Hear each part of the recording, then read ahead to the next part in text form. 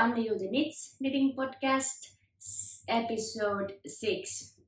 My name is Annina and I come to you from Finland, the place called Kokkola. It's in the west coast in the middle, and I live here with my husband, my 2 boys and my stepdaughter every once in a while. If you are a returning viewer, welcome and thank you for coming back. And if you are new here, I hope you enjoy. This is a little peek to my corner of knitting, and yes, let's get started. So today I have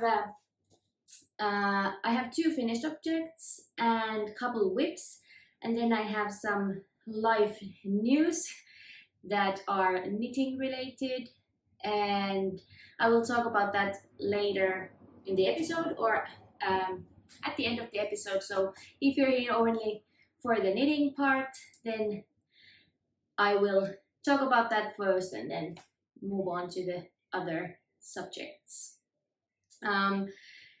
First of all, I will show you the first finished object. I'm wearing it and I don't want to be wearing it.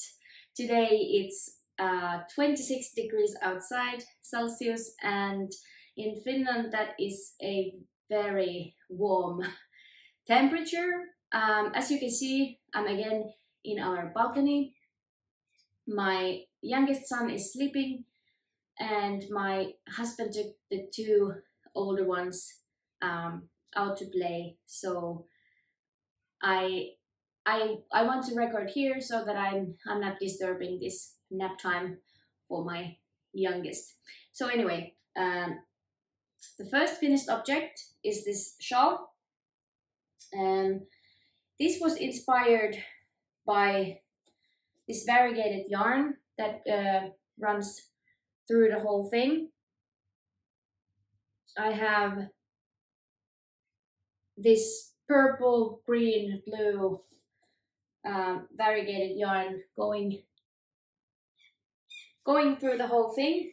I had 50 grams left. The yarn was called Nordlys Viking, which is it's sort of a sock yarn, but it's very loosely spun, so it's kind of uneven, and I have used it for stranded colorwork socks, and I didn't like how the yarn was so uneven that I didn't want to use the rest for socks. And this colorway is so out of my comfort zone, so I didn't have an idea what I could make with it. So I decided to make it into a scarf. I talked about it in the previous episode, so I'm not going very deeply into that. So I paired it with 2 other yarn. The other one is variegated that I have dyed myself, and the other one is a leftover from my own sweater project, and that was alpaca yarn. And the best thing is that I used up the whole leftovers that I had from the variegated yarn and the blue one, so I just had like 10 grams left of this lighter purple variegated yarn. So I think that was such a success. So this is going to be a Christmas present, and I think it's a nice sized shawl. It's not too big to be worn under a jacket, but you can also wrap it around your neck without a jacket or on top of your jacket. So I think the size is kind of versatile. There was no pattern for this. I just used this basic, I hate the word recipe, but there you go. The way to decrease and not to increase, so that you get this a little bit uneven triangular shape. And this lace that is on the side It was something that I saw on Pinterest, but I only had a picture of a garment, so I draw the lace pattern or the chart up, and I was just trying, and I think I got it right, or at least I like the way it looks. So this is now a finished present, and I don't really have anything else to say except that I'm super happy that I got to use those scraps that were annoying me in my stash because the colors were just not right. Then I have another finished object, and that is a pair of socks. I showed you last time one cuff of this yellow sock yarn, and I talked about that I had tried to make these fade socks with some variegated browns and greens, and the outcome was awful. So I decided to scrap it and start over. Then I made the second cuff at the same length, and when I reached that same point, I magic looped two at a time so that I actually finished both of them at the same time. This green I showed you last time was one of the ones that I dyed myself, and I didn't really plan these colors. I was just grabbing whatever I thought that might go with the yellow, because the yellow I really liked. And when I started working with them, these colors, I was instantly thinking of Green Bay Packers, football team, NFL football team, and I'm not even a big NFL fan. My husband and I occasionally we watch some games, but I'm definitely not a Green Bay Packers fan. But yeah, so I had a little discussion over Instagram about these socks. So apparently there are a lot of sports teams using these same colors. Someone said that it's Australia. Someone said that it's an English football team. I don't remember the name. Anyways, the colors also resembles this Finnish mustard brand, Turun Sinappi. And actually, now that I'm looking at them, I'm thinking of mustard. So it's also the same colors that Australia uses in their sports outfits. So Australia, Green Bay Packers, mustard socks, whatever. But they are lovely socks. And this time I tried this anatomical toe decreases, so it's a bit pointier on the other side. Of course, I was too lazy to look up any instructions, so I just started decreasing, and I know if I would have wanted a bit rounder outer edge, I should have done some in between rounds, just basic stockinette stitch without decreasing, but I was too lazy to do that, so I was just decreasing on the other side until I think I had 16 stitches on each needle, so magic loop, so 32 stitches, and then I did, I think, 2 or 3 decreases on the other side as well. So yeah, I think the fit was quite nice. I can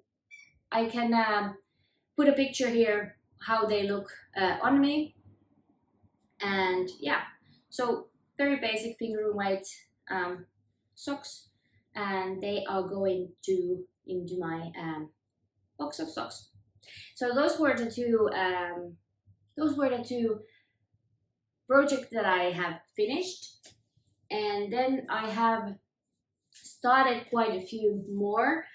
In June, I started 7 new projects, and I know that's a lot. I have 16 whips, or actually 15 now that I finished those green and yellow socks. So I have 15 works in progress, and I know that's a lot. If you follow me on Instagram, I have these highlights on my Instagram that showcases. I have done this little diary type of picture in the beginning of the month and at the end of the month, and the things that I've been working on during that month. So you can go over to my Instagram and you can see the first ones are unfortunately in Finnish because I started to do them in Finnish, and then I think it was May probably it was May or April when I decided to switch on the language, so all the explanations are in English at the later ones.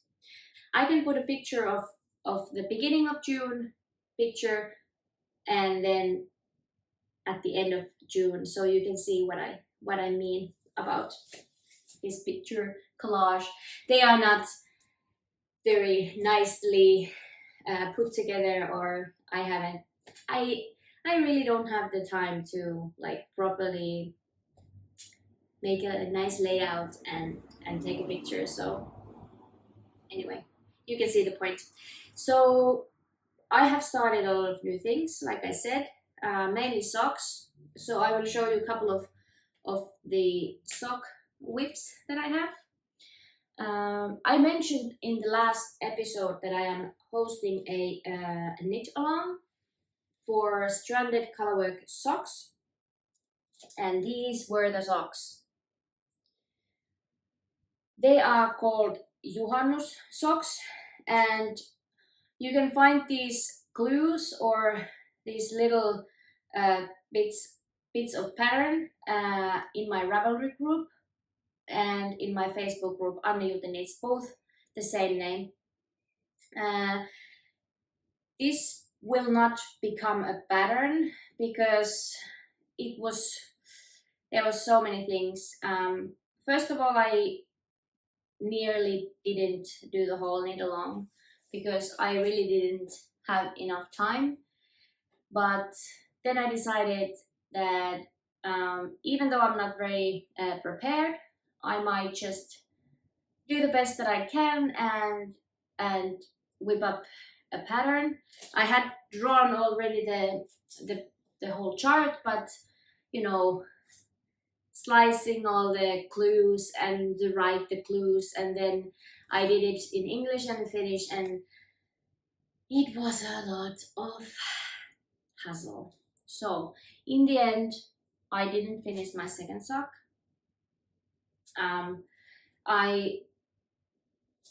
I just got so defeated by the feedback, and there was some errors because I didn't have the time, and I got so upset about some comments that I don't know. This project took the best of me, and even though I had plans after the knit along just to write a simple pattern of these socks, but I can't be bothered, and I can't even bear to look at these socks. I try to finish this one unfinished sock by the end of this summer, but who knows what will happen. So those knit-alongs are a bit difficult thing because it's, on the other hand, it's very nice that you have that interaction with people that knit your patterns, but people don't often see us designers as human beings, and they sometimes give you too harsh feedback. And you know, I'm not getting paid to do this knit along. I was doing it for free. I was doing it just for fun, and in the end, it wasn't fun at all. And yeah, end of story. I love making people happy and giving my patterns some giving like some patterns up without getting paid.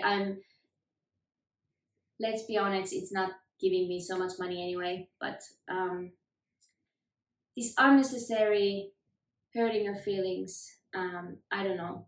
If that pattern was just so bad, why even knit it up then? Like if you don't like my pattern, why you have to even do it? So that's it. Anyway, so after that project, I wanted to do stranded colorwork socks the way that I like knitting them, like mindless, no like difficult charts, and most importantly, this is not going to be a pattern. I started some socks for my husband. These are just this worsted weight sock yarn. We use this kind of thick yarn here in Finland quite a lot. So this is where I started my knitting a couple of years ago. Just easy colorwork socks, and so I needed to go back to that and remind myself why I'm even doing this, because that knit along was such a pain in the butt. So these actually come along pretty quickly. I have already done the heels. There are now a little yarn balls on the heels, so it looks funny. I did the gusset decreases on the bottom of the foot, so that the pattern is not disturbed anyway. So yeah,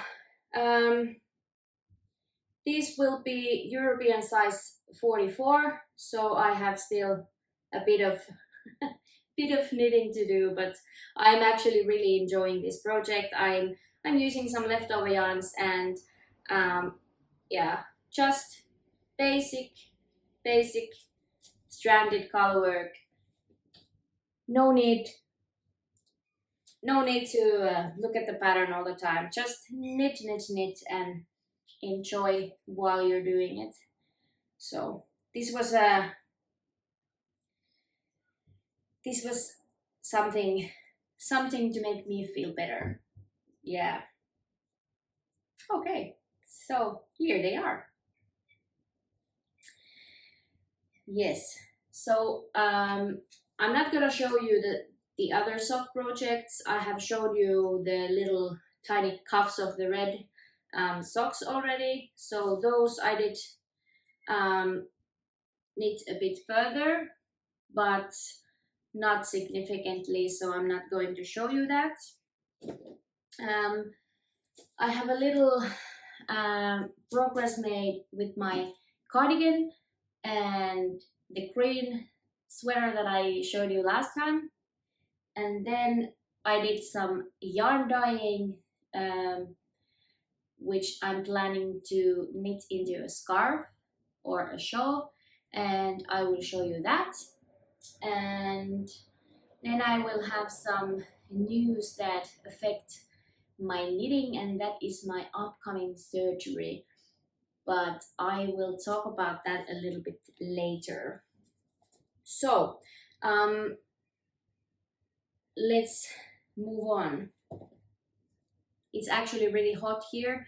It's the sun is just about to turn the corner, so I think within an hour our balcony is like a sauna, and it's going to be blazing hot. So I'm not sure if I'm gonna continue this episode for too long because the temperature is rising and it's kind of cold. So I'm drinking water with some lemon just because it's hot. Okay, so the green sweater, I showed you this last time, and to be honest, it doesn't really look different of what it was. Here it is again. So I did a little progress keeper where I was last time, and it's here. So I have done maybe 6-7 centimeters on the body, not a lot. Even though it's with sort of large needles, I have 5mm needles here. When you have to alternate the skeins, it's sort of slow. You can't just knit in the round. You have to be mindful where you have the beginning of round and always alternate the skein. So it's not really coming along so quickly, even though I have quite large needles. And then I already had started this front pieces of this cardigan of mine. I have just done a little lace section. I'm making both front panels at the same time, and when I come to decreasing for the neckline, I'm just going to decrease on the opposite directions, and I think I'm hoping this gets done quicker that way. So I had put into my goals for July that I would finally finish this cardigan. I have started it already back in February, but I had a bit of difficulties with the construction of it. I have mainly knitted, or I have actually only knitted garments in the round before, and so I sort of threw myself into the deep end and started creating a pattern while I was doing my first cardigan made flat, and what you have to seam at the end. So yes, it has required a lot of thinking, and I have cracked it now, I think. So now I know what I'm doing, or I know what I'm supposed to do, and then it's just simple knitting. When I finish the lace section, I have the fronts, or the front panels, and a little bit of decreases. It's a boxy sweater, so there's no armhole decreases, so it's just straight from the armhole, and then I seam it together, and then pick up the stitches for the sleeves, and then simple stockinette stitch sleeves. So I'm hoping to finish this garment by the end of this month. Okay, so that is all what I have been doing. I have been really restless. I have been worried and anxious because I found out that I have this surgery coming up. I have a carpal tunnel syndrome on my right hand, so that means that I have these numbing symptoms, and I have problems with my grip, and I have my hands are constantly on pins and needles. So so the situation is so bad that I have to undergo a surgery. And as a knitter, you might understand, or you might feel for me that it's very intimidating to go through such thing.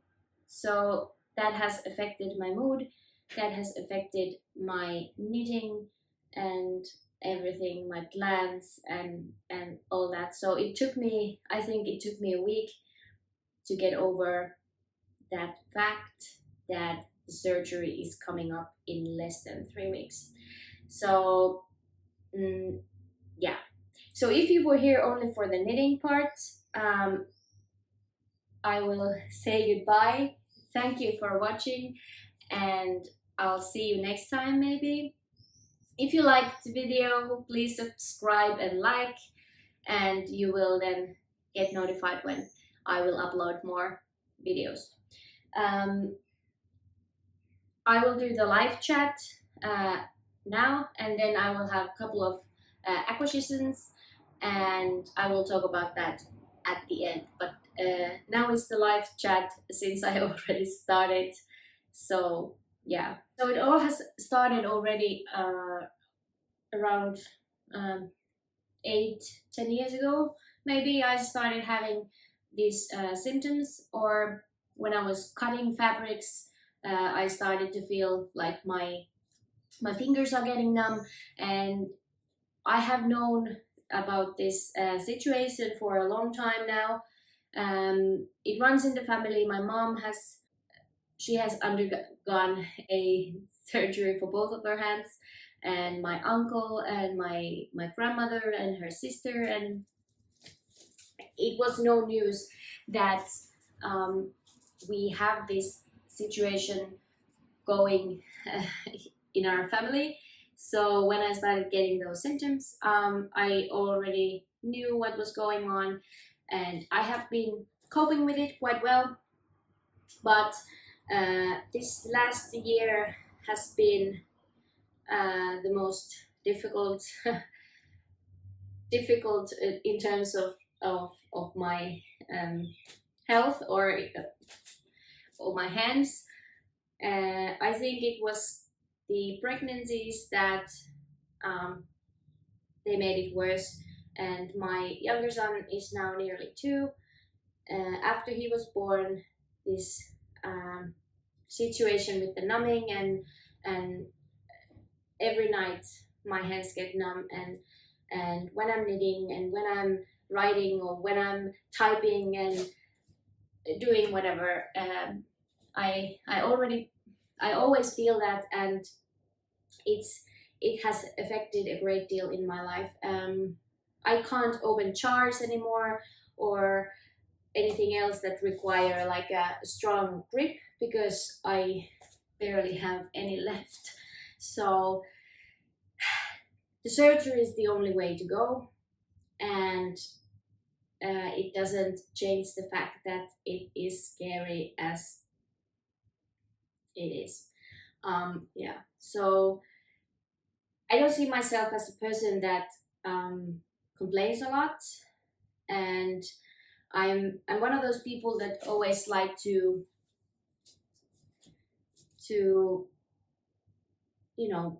survive themselves or on their own. So it has been hard for me to go and to admit that I have this situation that is too difficult for me. So yes, that's the thing.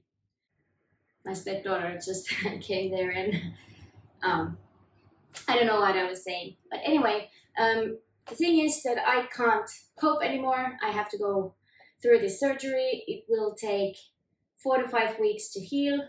So I don't know when I will be able to knit again, and so I have been kind of baffled.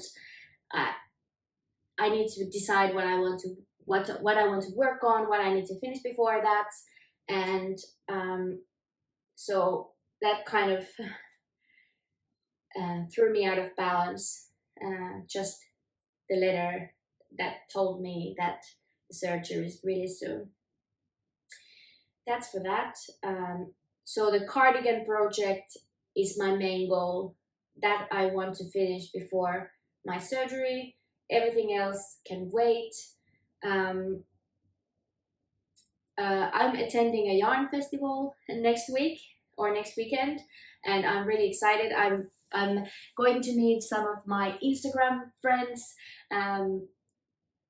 those people that I haven't actually met yet, but people that I talk to nearly daily. So I'm really looking forward, and I'm really excited to meet everyone. And actually, I have a question according to that. Do you have any friends that you feel very close to but you haven't actually met? Tell me in the comments. I'm curious to know if you have the same situation as me. So I'm attending today's yarn festival, and I've been talking with my friend what to take with me. It's a 3-day festival. It starts, actually it's 4 days. It starts already on Thursday, but I am going on Friday, and I have 3 days of knitting and socializing, which feels amazing after what have been going on. I plan to take this summer top I have shown you, and it hasn't grown a single bit, but it has already finished sleeves, so there is only the body to work on. So I will take this as a yarn festival project. So lots of stockinette stitch, and that's usually the boring part where I get where I get bored, and that's why I have so many sweaters just waiting on the boring part. So that's what I'm definitely going to take with me. And then I have another project that I was planning to take with me, and it's just a cake of yarn at the moment. This is yarn that I dyed last weekend? I did it with my mother, or I was at their house and I did some yarn dyeing over there. I will actually put a picture here how it looked like scaled up, and this will become a shawl. I have already knitted up that same shawl once before, and that's the Storm shawl by Joji Locatelli. I'm probably butchering the name. I'm sorry about that. So I am planning on making that shawl for my mother, and that was a gift for her on her birthday. And I promised to dye some yarn according to her wishes, and she wanted something with red or different shades of dark red and brown, and this is how it turned out. So I was really excited that she was there with me, so that she saw what I was doing, and she was able to say if she wanted more red or more brown or whatever. So she didn't really. She just said that she wants red and brown, and that's it. And I got to do my own thing. Yes. If some of you have knitted that Storm shawl, you know that it's really simple, one skein wonder, and I really fell in love with that shawl. I normally don't repeat patterns, or I normally don't knit the same pattern over again, but that was something that I'm planning on making. So I have two projects that I want to do or finish in the next 3 weeks, and those are this shawl and that brown taffy caramel color cardigan. And if I will if I'm able to do that, I will be a happy chap. So yeah, I'm nearly finished for today. I have some acquisitions and then I will call it in for the day. We went on a little trip with my husband. I talked to you about that trip last time, and we made it happen even though my son was a little bit sick. But my mother said that it's completely fine if we want to go, and she will take care of the boys. So luckily we made it. We had this amazing restaurant visit, and also I did some shopping. We went to Tampere. So any of you that are from Finland, you know that Nurja is the yarn shop to go when you're going to Tampere. And I did some buying. Look at these.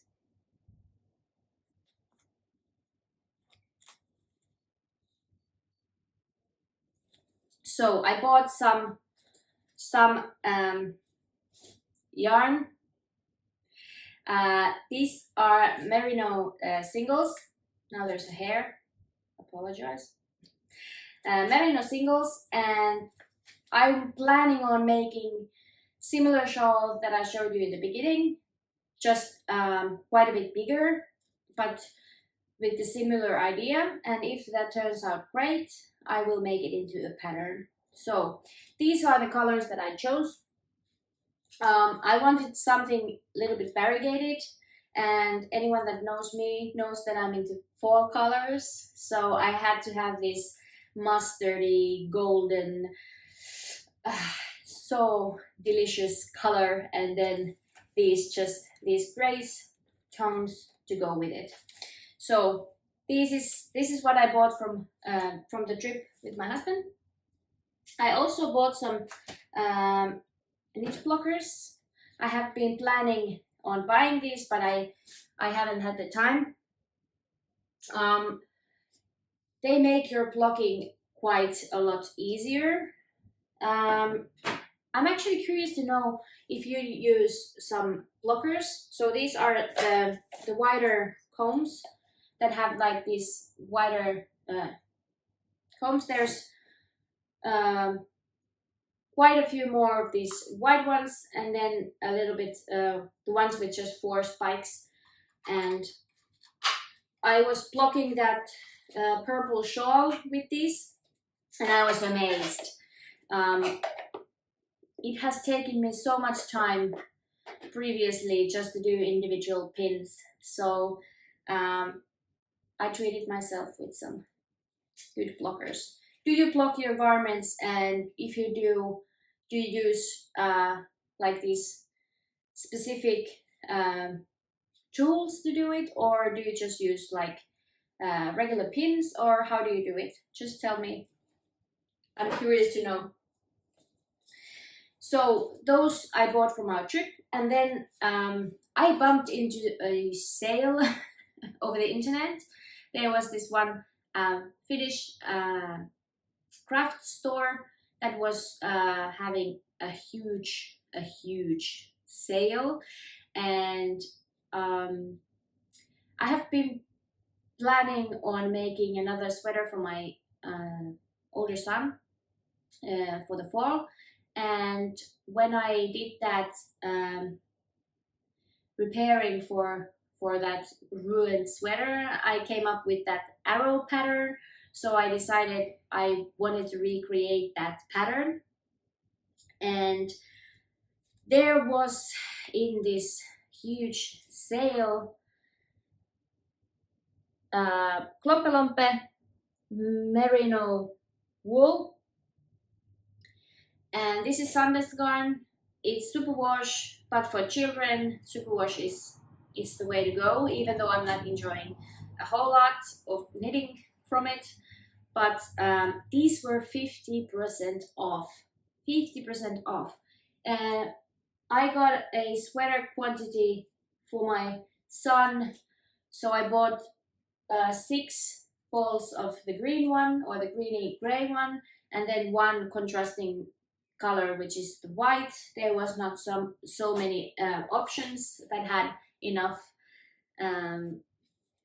left, but this color is quite nice, and it was 23 euros for the whole lot. So I think they were 3 euros a ball or something like that, so extremely cheap. I went to this local yarn store already a couple weeks ago, and I was kind of on a lookout for yarn for my son's sweater, and there was this similar Sandnes Garn merino, but it was non-superwash, and it would have been 75 euros for a children's sweater. So I don't see a point. They will destroy them, they will make them dirty, and they will grow out of them so fast that I don't see a point of spending 75 euros for a children's sweater. So I was extremely thrilled that I found these yarns in that sale. I was supposed to go to bed already that night. I said to my husband, he was watching some football, and I said that I'm going to bed, and then 45 minutes later I'm coming back out, and I was like, where's my wallet? I need my visa. And yeah, so I was shopping for 45 minutes. I did some I was buying also some fabrics, maybe to make some project bags, and I also bought some jerseys jersey fabrics, and so that I can make some stuff for my kids. But I think that was everything I had to say for today. The next episode, I'm not sure when I have time to do that. Probably it won't be, maybe I will probably have time to make another video before the surgery. I'm hoping to show you 2 finished objects, and those would be a cardigan and a shawl. I have made a promise. I am trying to stick with that.